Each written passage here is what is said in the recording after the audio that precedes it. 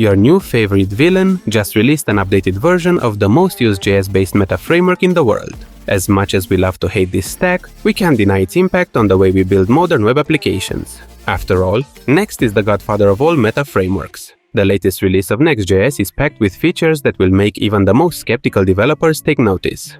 Let's start with one of the biggest updates. Next.js is now aligned with the upcoming release of React 19, so whether you're using the app router or pages router, you'll be able to upgrade seamlessly, with tools like automated code mods easing the transition.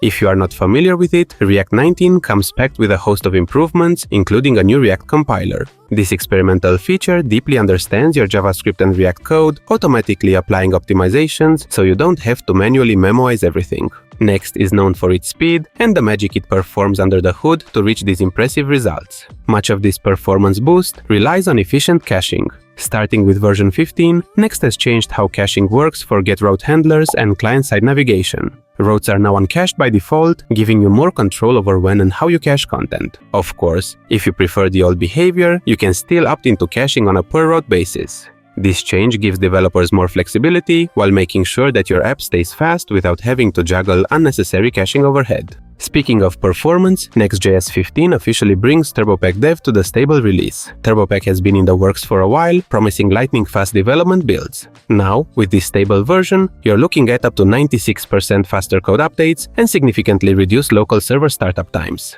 One long-term initiative from Next.js aimed at addressing some of its critics is the improvement of self-hosting. In version 15, developers gain more control over how their applications are served, particularly with improvements around cache control headers. This means you can fine-tune your caching strategies for better compatibility with CDNs, ensuring your app's performance is as optimized as possible when running on your own infrastructure. This is also a good time to mention the Open Next initiative, which tries to properly document all the efforts needed to self-host Next.